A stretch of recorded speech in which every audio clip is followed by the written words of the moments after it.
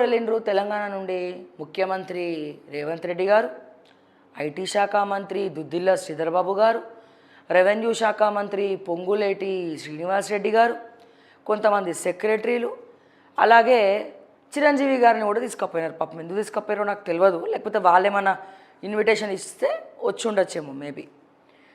So ఇట్లా మొత్తానికైతే అక్కడికి వెళ్ళినారు. ఎక్కడికి? దావోస్కి వెళ్ళి మాత్రం ఏం చేసేది ఉంది లేదు శ్రావ్య. ప్రైవేట్ కంపెనీలు ఏమైనా తీసుకొస్తుండ్రా? వచ్చేటప్పుడు మాత్రం గప్పాలు కొట్టేటువంటి గప్పాల రాయిళ్ళు అద్దెచ్చినాం, ఇద్దెచ్చినాం, ఇద్దేస్తున్నాం, అద్దెస్తున్నాం, వేల కోట్ల రూపాయలు తెస్తున్నాం, వందల కోట్ల రూపాయలు తెచ్చినాం అని చెప్పుకొని తిరుగుతున్నటువంటి వాళ్ళు గతంలో దావోస్ వెళ్ళి ఏం చేసుకొచ్చిర్రో ఇప్పుడు కూడా అదే వచ్చేటట్టుగా కనబడుతుంది సీన్ సితార. అక్కడ పక్క రాష్ట్రంలో లోకేష్ మాత్రము మీటింగ్లని అవన్నీ బాగానే పెట్టుకుంటుండ్రు. ఈ ఆంధ్రజ్యోతి సాక్షిగా, రాధాకృష్ణ సాక్షిగా ఇక డప్పు కొట్టే వార్తలే కదా వీళ్ళు రాసేది. డప్పు కొట్టే వార్తలు అయితే రాస్తున్నారు. మరి ఆ డప్పు కొట్టే వార్తలేంది?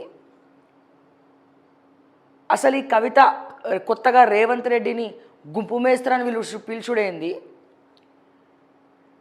అసలు ఇప్పటికైనా మా తెలంగాణ రాష్ట్ర వ్యాప్తంగా 6 గ్యారెంటీలు ఇస్తారా? సంక్షేమం ఇస్తారా?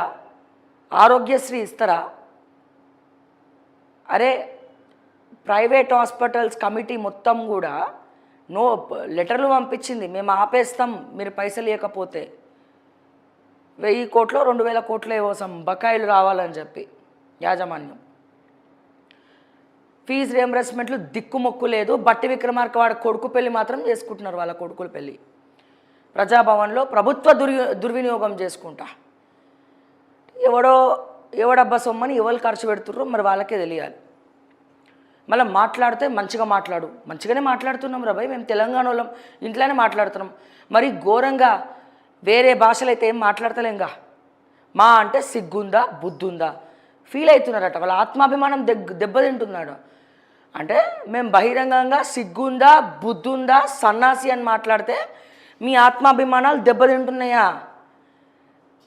సిగ్గు శరం లేకుండా తెలంగాణ సొమ్ము కొల్లగొట్టుకొని దొంగల్లాగా, గజ దొంగల్లాగా, రాబందుల్లాగా మా ప్రజలు సొమ్ముని పీక్క తింటా ఉంటే సిగ్గు లేకుండా మీకు అక్కడ ఆత్మాభిమానం కనబడతలేదా?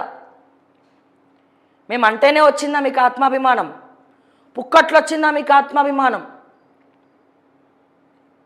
ఇట్లా మాత్రం లేదు ఆత్మాభిమానం.